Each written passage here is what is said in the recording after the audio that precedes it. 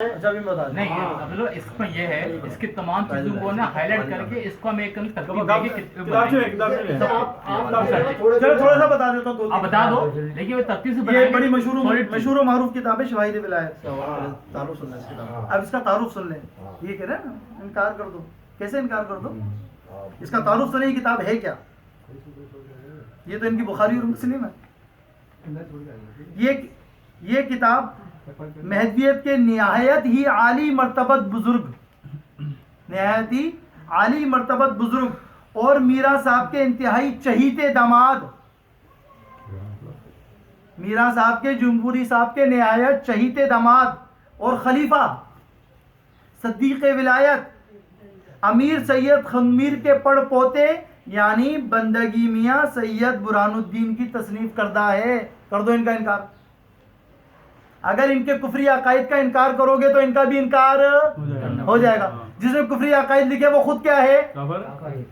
کون کافر ہے؟ یہ خلیفے کا پڑ پوتا کافر، خلیفہ کافر، مہدی کافر، داماد کافر.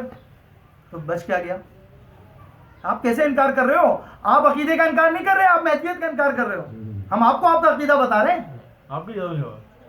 تو یہ اتنی اہم کتاب آپ کیسے انکار کر سکتے ہیں؟ سید برہان الدین کی تصنیف کردہ ہے جس میں مصنف نے 40 ابواب میں 40 عنوانات کے تحت گفتگو کی ہے اور نہایت مدلل گفتگو کر کے ہر باب کے اختتام پر آیت قرآنی فَبِأَيِّ آلَاءِ رَبِّكُمَا تُكَذِّبَانِ، تم اپنے رب کی کون سی نعمتوں کو، یہ نعمتیں ہیں، یہ ڈھال.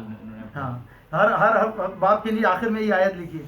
نقل کر کے ان باتوں کے جھٹلانے والوں کو سخت تنبیہ فرمائی ہے اور انہوں نے اس کتاب کے مضامین کو نقل کرنے میں کمال احتیاط تحقیق سے کام لینے کا بھی دعویٰ کیا ہے کہ بڑی غور فکر تحقیق، ہر چیز کی اونچ نیچ، کوئی کمی کوتاہی نہیں ہے اس کے اندر.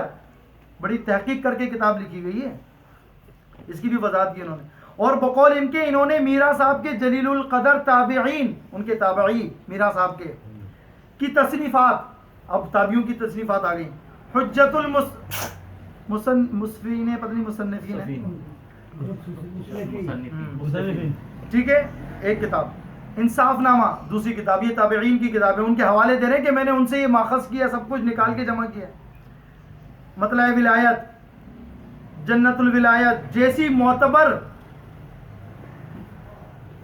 ماخذ سے انتخاب کر کے اس کتاب کی تالیف کی ہے. جتنی بھی معتبر کتابیں تھیں جو ان کے صحابہ اور تابعین کے دور کی لکھی ہوئی، تابعین نے لکھی، جو مہدی کے بالکل قریب تھے، جنہوں نے ان کو دیکھا تھا، سنا تھا، ان کا زمانہ پایا تھا، ان لوگوں کی کتابوں سے نکال کر یہ جمع کیا.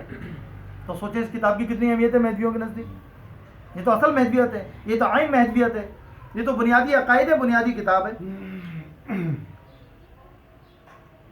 اور جمعیت مہدویہ دائرہ زمستان پور اور حیدرآباد نے متعدد نسخوں سے تقابل اور تصحیح کے بعد پوری ذمہ داری کے ساتھ اس کو شائع کیا ہے.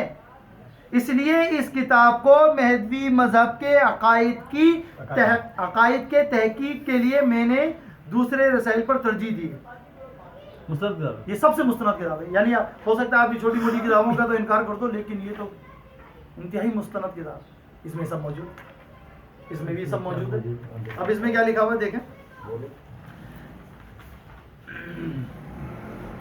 میرا صاحب، ہیڈنگ ہے 49، میرا صاحب اور نبی کریم صلی اللہ علیہ وسلم میں فرق کرنا نقصان دہ ہے. میرا صاحب کے خاص معتقد بندگی میاں ملک نے فرمایا، حضرات محمدین، ہم کیا بولتے ہیں؟ محمد واحد کا صیغہ ہے، محمد واحد کا صیغہ. یہاں کیا کہہ رہے ہیں؟ محمدین، تثنیہ کا صیغہ. یہ اور عوام کو کہہ رہے تم سمجھ لو، کسی کا باپ نہیں سمجھ سکتا یہ، جس نے عربی گرامر نہ پڑھی، جس نے مدرسے کے چٹائی پر بیٹھ کر قال اللہ اور قال رسول کی صدائیں نہ لگائی ہو، وہ نہیں سمجھ سکتا اس کو. جس نے مدرسے کی دال روٹی نہ کھائی ہو وہ اس کو نہیں سمجھ سکتا.